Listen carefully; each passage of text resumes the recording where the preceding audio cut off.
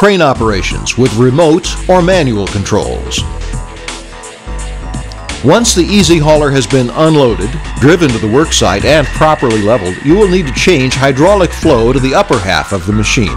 This is done by pulling the PTO, located on the lower rear of the machine. We recommend all crane operations be performed using the remote control.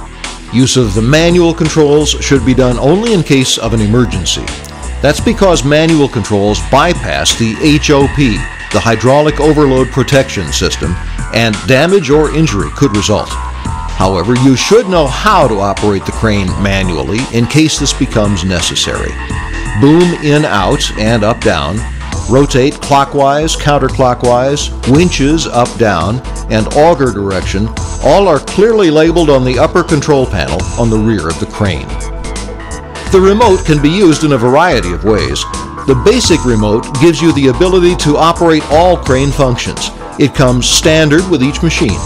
Options include remote drive, remote start-stop and high-low, and auxiliary power. Any or all of these features can be part of the operation, depending on how your company equips your machine. Every remote comes standard with a rechargeable battery. There are 3 ways to charge your remote. You can plug into a 110-volt AC outlet or a DC cigarette lighter receptacle, or you can use a CAN cable. A CAN cable gives you the ability to run the machine at the same time you are charging the battery by hardwiring the machine directly to the remote. The CAN cable also lets you reprogram remotes to different receivers if necessary.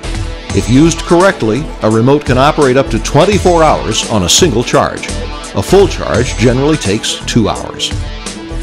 Each remote is equipped with a smart system. It will shut down if not given a command within an hour. This saves the battery. If your remote shuts down automatically, just push the emergency stop button on the remote. Then turn the remote back on by rotating the stop button clockwise. All remotes are color-coded to the operation you are performing.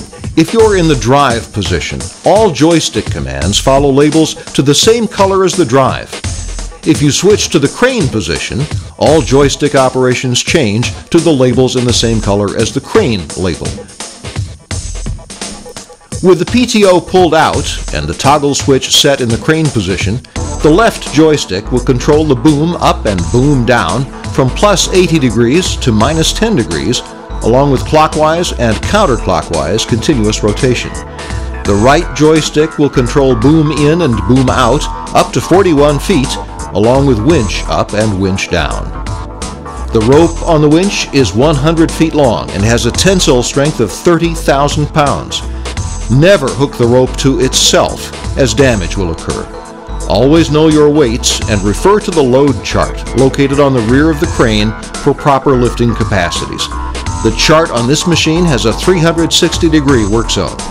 You could lift up to 4,100 pounds, 6 feet off center of rotation, down to 600 pounds with the machine completely extended to 34 feet from the center of rotation. Although there will be a significant amount of flex in the boom, the machine is designed so the load chart is accurate with or without the fiberglass 4th stage of the boom. This fiberglass will insulate to 46 kV Category C of the ANSI standards. If you are working in an energized area and need to insulate, pull the locking pin and spring-loaded guide pin.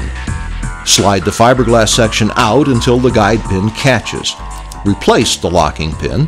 The fiberglass section must be properly pulled and pinned to obtain full insulating value. The controls are proportional, so you may rotate the joysticks and control several functions at the same time. However, before performing any crane functions, it is important to verify that the machine is pinned properly for crane operations. This too is color-coded. There are 2 pins and 1 slide bar color-coded yellow. All need to be checked for proper placement, or damage and injury could result. To change the operation of the unit from crane to auger, simply move the 2 pins from the yellow-coded locations to the blue-coded locations. This locks 2 of the 3 steel hydraulic sections of the boom into place, so the auger can ride on the first section only. This gives you control of boom in and boom out while digging. You also have to move the slide bar to the blue color-coded location. This, along with dropping the auger, which we will discuss in a minute, hooks the auger plate to the first section of the boom. Damage will occur if these directions are not followed. Injury may occur if these directions are not followed. The auger is controlled by a rheostat and a directional toggle switch. After adjusting the rheostat to low flow, counterclockwise, rotate the auger up off the latch with the toggle switch and stop. Pull the safety pin. Raise the handle on the latch and lower the auger slightly below the latch. Then stop the auger. Boom up to approximately 30 degrees.